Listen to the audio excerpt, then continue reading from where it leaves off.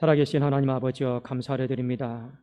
오늘의 말씀 가운데 함께하여 주시고 하나님께서 이 말씀과 생명과 아버지여 성령의 바람이 아버지여 모든 믿는 자에게 아멘하는 심령들에게 부어짐으로 말미암아 그 영과 육과 마음이 회복함과 소성함을 얻게 하여 주시옵소서. 예수 그리스도의 이름으로 기도드리옵나이다. 아멘. 오늘 설교 말씀의 제목은 이 관계없는 인생이 아닙니다. 이 말씀을 가지고 우리 또 하나님이 주신 은혜 살펴보고자 합니다. 예수님께서 이제 두로 지방으로 가셨습니다. 이게 두로 지방은 갈릴리를 중심으로 해서 북서쪽에 있는 약간 이방 땅에 가까운 이제 도시인 것이죠. 자, 지리적으로 보면 예수님이 이게 유대인의 지방에서 이방인의 지역으로 조금씩 옮겨가고 계시다 하는 것을 우리가 알 수가 있습니다. 물론 본격적으로 이곳에 가서 내가 좀 선교해야겠다 이런 마음은 아니었고 아마 잠시 좀 쉬시러 가셨던 것 같아요. 다음 사역을 위해서 준비하러 조용히 이 두로 지방에 가셨는데 너무나도 예수님에 대한 소문이 많이 나 있었기 때문에 오늘 본문의 말씀에 보면 어떤 한 여인이 예수님에게 찾아와서 자신의 딸이 귀신이 들렸는데 좀 고쳐달라고 간청하는 장면을 볼 수가 있습니다. 먼저 자신의 딸이 귀신이 들렸는데 어떤 귀신이 들렸냐면 우리 25절에 보니까 더러운 귀신이 들렸다. 근데 귀신이 들리는 것도 좀 나름입니다. 근데 이 더럽다라고 하는 건 어느 정도로 이야기하냐면 육체적인 어떤 압박, 이게 전제가 되어 있고요. 이 육체적인 압박과 두려움을 동반한 상당히 심한 이 정서적인 질환까지 내포한 이 상태를 더러운 귀신 들렸다. 성경은 이렇게 표현을 하고 있습니다. 자, 그리고 마가는 이 여인을 이렇게 소개를 합니다. 26절에 그 여자는 헬라인이다. 그리고 수로보닉의 족속이다. 자기 딸에게도 귀신 쫓아내 주시기를 간구했다. 먼저 이 여자의 출신에 대해서 마가가 특별히 주목하고 있는데 헬라인이다라고 표현을 한 것은 당시에 이스라엘 백성들이 사람을 구분했던 기준이 있습니다. 이스라엘 백성들은 철저하게 선민 사상으로 중심을 해서 이 자신들의 유대 민족 외에 모든 민족들은 이방인이다라고 표현을 했고 그 이방인이다라고 하는 다른 명칭이 헬라인으로 여러분 총칭해서 보셔도 무방합니다. 그리고 이 여인의 고향에 대해 소개하고 있는데 수로보닉의 족속이다 이렇게 나와 있죠. 이 수로보닉의 족속이다라고 하는 건 어떤 뜻이냐면 수로라고 하는 지방이 있어요. 그 수로라고 하는 지방의 보닉의 출신이다. 이것이 바로 수로보닉의 출신이다. 이제 그것을 가르쳐주고 있습니다. 그러니까 오늘날로 말하면 여러분 시리아 지역을 이제 의미를 하는 거예요. 그리고 이 여인이 예수님께 와서 이제 자기의 딸이 귀신이 들렸으니까 좀 고쳐달라고 이 간청을 하는 장면이 나옵니다. 자, 먼저 우리가 좀 아셔야 될 거 26절에 이 간청을 하는데 여러분들 이렇게 좀 생각하면 좋을 것 같아요. 그 어머니가 예수님께 딱 와서 한번 머릿속에 그려보세요. 내 딸이 귀신 들렸습니다. 와서 좀 고쳐주세요.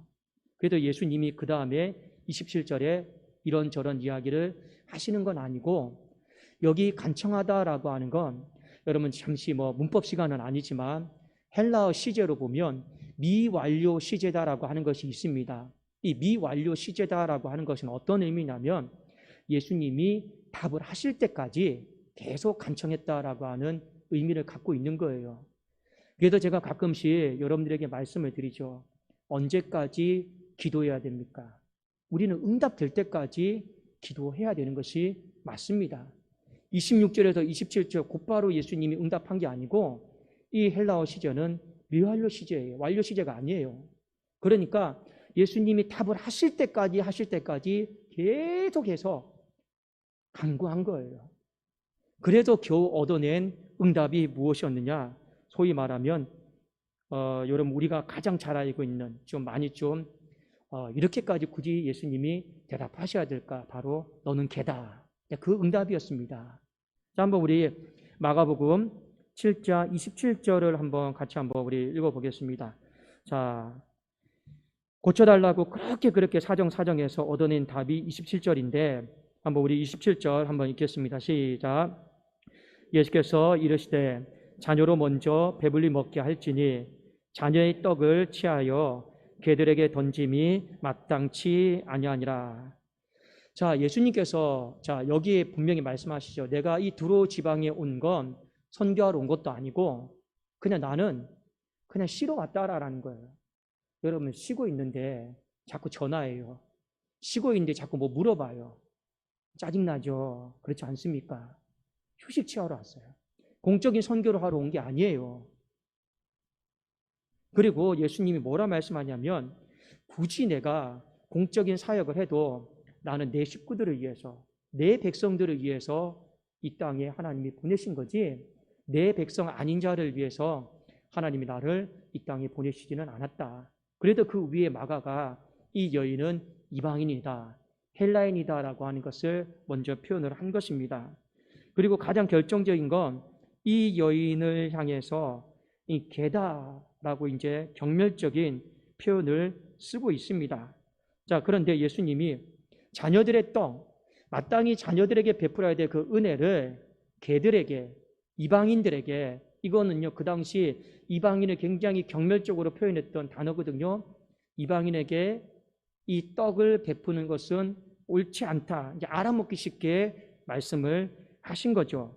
자, 그런데 오늘 이 개가 오늘 본문 말씀을 좀 이해하는데 굉장히 많은 해석에 있어서 중요한 단서가 되고 있습니다. 무엇 때문에 그러냐면 보통 성경에서 나오는 개는요 전부 다 부정적인 의미예요. 다 좋은 의미는 하나도 없습니다. 자, 성경에서 나오는 전부 다 개의 의미는 이 헬라 단어로 뭐냐면 이 키온이라고 해요. 키온. 이 키온은 뭐냐면 돌아다니는 이 잡종개를 이야기하는 겁니다. 우리 옛날에 보면 지금은 보통 그렇지 않지만 개들이 막 돌아다니잖아요. 그 잡종개들이에요. 그게 바로 키온입니다. 자, 그런데 오늘 예수님께서 여기 너도 개다 이렇게 썼는데 이 개는 강아지를 말하는 거예요. 작은 개를 말하는 건데 이 헬라어로 보면 키나리 오이스라라고 아까 키온과는 완전히 좀 다른 겁니다. 이게 넌 잡종개라라고 이야기한 게 아니고 쉽게 말씀드리면 너는 강아지다, 작은 개다 이렇게 말씀을 하신 거예요. 뭐 강아지든 잡종개든 본질적인 의미에서 개는 개인 거예요. 그렇죠? 너는 이방인이다라는 거예요. 나는 너와 상관없다. 그 이야기를 예수님이 완곡하게 좀 배려해서 이 여인에게 하셨습니다. 자, 그런데 이 여인이 이렇게 대답을 합니다. 자, 28절입니다. 자, 또 이 여인이 개 이야기를 해요. 왜 이 개 이야기를 하냐면 이 개가 이 본문을 해석할 수 있는 열쇠이기 때문에 그렇습니다. 자, 한번 우리 28절 한번 읽겠습니다. 시작. 여자가 대답하여 이르되 주여 올소이다마는 상 아래 개들도 아이들이 먹던 부스러기를 먹나이다. 자, 이 구절을 우리 한글로 표현하면 이런 뜻이죠. 주님, 맞습니다. 나는 강아지입니다. 나는 작은 개입니다. 자, 이것을 의미는 어떤 걸까요? 맞습니다. 나는 유대인이 아니고 이방인입니다. 그런 뜻이겠죠. 자, 그런데 이 여인이 오늘 이 개에 대한 표현을 하면서 내가 개가 맞는데, 내가 강아지가 맞는데 이 표현을 통해서 예수님에게 두 가지 관점을 요구를 하고 있고, 그리고 이 표현에 대한 이 여인이 바라봤던 그 시점을 보고 예수님이 참 믿음직스럽다, 맞다, 오히려 동의해 주시는 그 장면을 볼 수가 있습니다. 자, 첫 번째, 이 나도 개입니다, 상 아래 떨어진 부스러기 이 이야기를 하고 있는데 이것의 첫 번째 의미는 무엇이냐면 오늘 설교 제목이 무엇입니까? 하나님과 내가 관계없는 인생이 아니다라는 거죠. 자, 왜 관계없는 인생이 아니고 당신과 나는 관계 있는 인생이다, 이걸 지금 이야기하고 있는 거예요. 예수님은 지금 이 여인에게 말했죠. 너는 이방인이고 나는 유대인들을 위해서 왔고 너와 나는 관계없는 인생이다, 이 얘기 하는데 이 여인은 오히려 그걸 뒤집어서 하나님과 나는 관계 있는 인생이다, 오히려 이렇게 이야기를 했어요. 자, 무엇을 보면 알 수 있느냐? 아까 예수님이 이 여인을 강아지로 표현했죠. 이 키온으로 표현하지 않았습니다. 이게 무슨 의미입니까? 이 키온은 주인 없는 돌아다니는 잡종개들이에요. 그런데 이 강아지는 뭡니까? 똑같은 개인데 주인에게 소속되어 있는 개란 말이에요. 그러니까 이 여인이 맞습니다. 나 개입니다. 그런데 나는 저 잡종개와 다르게 소속이 없는 그런 개가 아니고 나는 집 주인에게 소속이 되어 있는 그런 개입니다. 그러니까 너는 나와 소속 없다, 관계 없다라고 말했는데 오히려 주님의 말씀을 붙잡고 이 여인은 뭐라고 얘기합니까? 주님 무슨 말씀하십니까? 주님이 말씀하셨듯이 나와 주님은 관계 있습니다. 나는 주님께 소속이 되어 있다라고 하는 거죠. 그러니까 보세요. 아이들이 막 뭘 먹어요. 부스러기 아이들 거죠. 내 식구 거죠. 떨어져서 그 집에 강아지가 주워 먹어요. 그런데 주인이 왜 먹어? 이렇게 안 하는 이유는 뭡니까? 주인의 머릿속에, 생각 속에, 의식 속에, 잠재의식 속에 뭐가 있다라는 거예요? 개지만 내 강아지라라는 거예요. 내 개다라는 거예요. 그러니까 빵은 못 먹어도 빵 먹으면 혼내죠. 애들이 먹어야 되니까. 그래도 애들이 먹다 남은 부스러기는 먹어도 뭐라고 안 그래요. 왜요? 내 소속이니까. 지금 이 이야기를 지금 이 여인이 받아서 하는데 예수님이 깜짝 놀랐어요. 맞다. 그냥 예수님이 생각 없이 이야기하진 않으시겠죠. 그런데 우리는 그냥 생각 없이 너와 나는 그냥 관계없어 이렇게 얘기하려고 했는데 오히려 그걸 잘 붙잡고 그런 말씀하지 마십시오. 주님과 저는 상관 있는 인생입니다. 그 이야기를 하니 예수님이 안 고쳐주겠습니까? 고쳐주실 수밖에 없는 거죠. 또 하나 여러분 한 가지 더 말씀드리면 결국엔 그거예요. 빵을 주시느냐 부스러기를 주시느냐 작고 적음의 차이일 뿐이지 그렇죠? 주님과 상관없는 인생은 아니다. 지금 이 여인은 그거 하나 강조하고 있는 거예요. 자, 또 하나 예수님께서 이미 자신을 향해서 잡종개다 이렇게 표현을 하지 않고 강아지다라고 먼저 표현을 하셨습니다. 그러니까 이 여인은 이 말씀을 붙잡은 거예요. 충분히 너는 잡종개다라고 키온으로 이렇게 표현을 할 수 있는데 주님이 배려해 주신 거죠. 호의를 베풀어 주신 거죠. 강아지다라고. 여러분 생각해 보세요. 어차피 우리가 드려야 될 말이 너는 개다 그러는데 개다라고 하는 것과 강아지다라고 하는 것과 좀 다르지 않습니까? 배려해 준 거예요. 호의를 베풀어 준 거죠. 자, 이것은 당시 어떤 유대인들과 이방인들의 어떤 문화적인 배경 속에서 한 가지 또 보셔야 됩니다. 자, 무슨 말이냐? 이런 의미예요. 자, 주인이 있어요. 그리고 상 아래에 있는 개가 있습니다. 상 아래에 있는 개가 있어요. 근데 이 개가 꼬리를 살랑살랑 흔들면서 뭐 하는 거예요? 뭐 하는 거예요? 지금 주인에게 먹을 거 달라고 막 이렇게 하고 있어요. 자, 그런데 지금 두 번째 이야기는 이야기입니다. 그런데 주님이 가만히 생각해 보니까 이미 유대인들은 앞에서 보니까 빵을 줘도 빵을 준다고 해도 그런 간절함이 없어요. 소위 말하면 주인에게 와서 꼬리를 살랑살랑 흔들지 않아요. 빵을 준다고 해도. 그런데 이 여인은 부스러기를 준다고 해도 상 아래 떨어진 부스러기를 준다고 해도 어떻게 하는 겁니까? 그냥 꼬리를 살랑살랑 흔들면서요. 그거 달라고 사모하는 마음을 가지고 기다리고 있단 말이에요. 그러니까 주님이 이 여인을 보니까 참 대단한 거예요. 내 새끼는 내 원래 소속은 빵을 줘도 귀한 건지도 모르고 그저 주든지 말든지 인정도 안 하고 그 가치도 모르고 그런데 이 상 아래 떨어진 부스러기를 준다고 하는데 이 부스러기에 대해서 그거라도 주면 저는 행복하겠다고 그거라도 주시면 나는 너무 감사하겠다라고 이 말씀에 대해 은혜에 대해서 이 사모하고 있는 이 여인의 모습을 보니 여러분 어떻습니까? 주님이 안 고쳐줄 수가 없었던 것입니다. 여러분, 오늘 메시지를 통해서 우리가 한 가지 좀 잘 점검을 할 수 있기를 원해요. 어려움이 있어요. 내 가족 중에, 내 자녀 중에 정말로 귀신이 들려서, 더러운 귀신이 들려서 그 침상 속에서 영원히 그렇게 살아가야 되는 사람들이 있습니다. 그런데 우리는 어떻게든지 문제를 해결해야 되죠. 어떤 다른 방법으로 문제가 해결이 됐으면 굳이 주님에게까지 찾아갔겠습니까? 해결이 안 되니까 주님 앞에 찾아간 것 아니겠습니까? 찾아갔는데도 주님이 계속 거절하십니다. 거절하십니다. 그리고 주님이 거절하시는 그 이유가 당시 상황이나 환경에 비추어 봤을 때 틀린 것도 아니에요.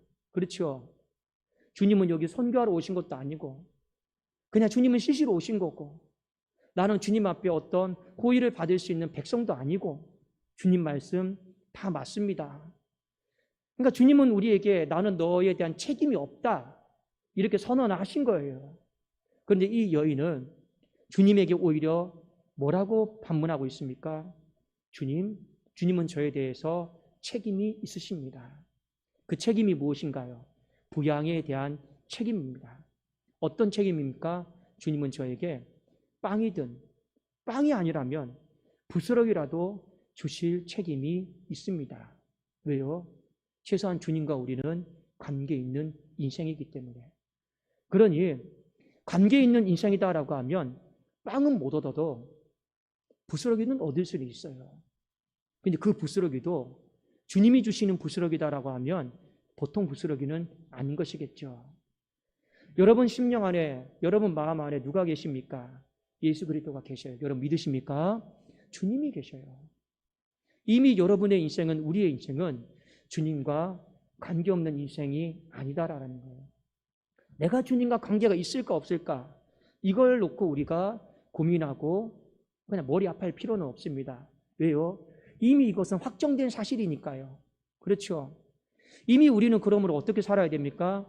주님과 우리의 삶이 관계 있는 인생이기 때문에 얼마든지 우리는 주님께 빵이든 부스러기든 그 어떤 부양에 대한 책임에 대해서 요구할 수 있다.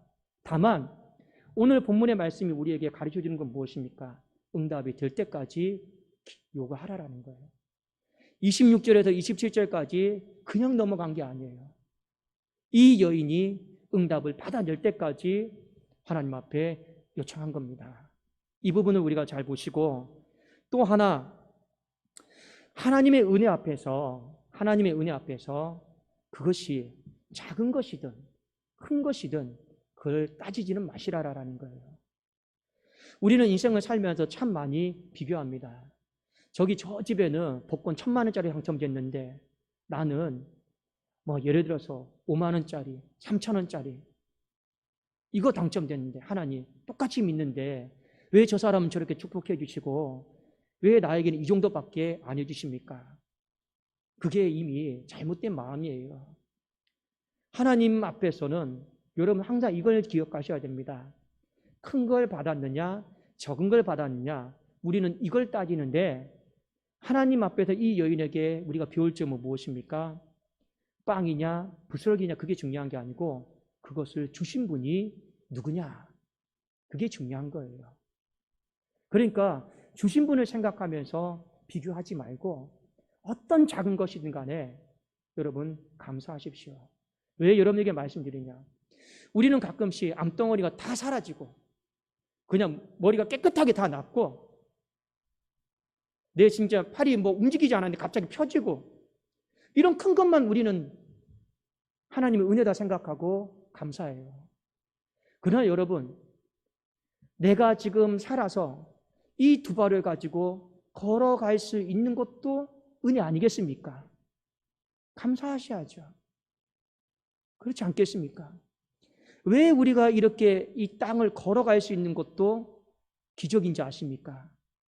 이 기적을 못 누리는 사람들도 저 대형 병원에 어마어마하게 많아요.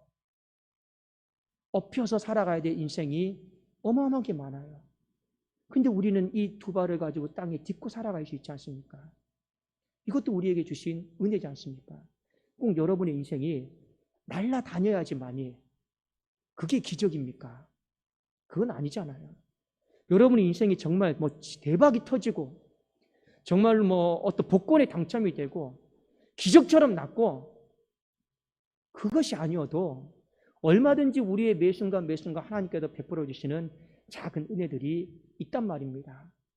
그런데 그것을 이 여인은요 바라보고 인지하고 감지를 했어요. 그리고 하나님 앞에서 어떻게 하고 있습니까? 꼬리를 살랑살랑 흔들면서 어떻게 하고 있는 거예요? 그거라도 주시라고. 그러니까 그 마음이 얼마나 예뻐요. 얼마나 예쁩니까? 여러분, 제가 어떤 한 가정에 신방을 가는데 그 가정에 개가 2마리가 있어요. 근데 그 개가요 저를 참 좋아해요. 그 예배 드리면요 와가지고 옆에 앉아 있으려고 그러고요 꼬리 살랑살랑 흔들고 그래요. 제가 제 인생 가운데 어릴 때 하도 지나다니다가 걔가 제가 이렇게 먹은 거 사오는 거 있죠? 그 가게에서, 구멍가게에서 사오는 거 멍멍하면요 제가 어린 마음이 너무 무서워가지고 그거 다 줘버리고요 걔가 먹는 동안 피해서 갔어요. 내 평생에 나는 개와 등지고 살리라 저는 다짐을 했던 사람이었거든요. 그런데요 그건 참 예쁘더라고요. 예배 드리는 옆에서 이렇게 앵겨 있으려고 하고, 그래도 꼬리 살랑살랑 흔들면서요 뭐 하나 얻을 수 없을까 그렇게 이렇게 쳐다보는데요, 야 그래도 눈길 한번 나는 주지 않으리라 했는데 그래도 그렇게 하니까요 참 예쁘더라고요. 맞습니다. 하나님도 그렇지 않겠습니까? 눈길 한번 주지 않으려고, 그래도 쳐다보지도 않으려고 했던 인생이 와서 꼬리 살랑살랑 흔들면서 작은 은혜라도 베풀어 주시면 제가 행복합니다. 감사합니다. 그러니 주님이 기적과 능력과 은혜를 안 베푸신 게 없어요. 당연히 해주시는 거죠. 그래도 오늘 말씀의 결론이 마가복음 7장 29절 30절입니다. 우리 한번 다 같이 읽고 말씀 뵙도록 하겠습니다. 시작. 예수께서 이르시되 이 말을 하였으니 돌아가라 귀신이 내 딸에게서 나갔느니라 하시매 여자가 집에 돌아가 본즉 아이가 침상에 누웠고 귀신이 나갔더라. 아멘. 살아계신 하나님 아버지 감사합니다. 우리도 수로보니게 여인처럼 이 말을 함으로 말미암아 하나님의 은혜가 우리의 삶의 가정의 교회에 펼쳐지는 것을 보게 하여 주시옵소서.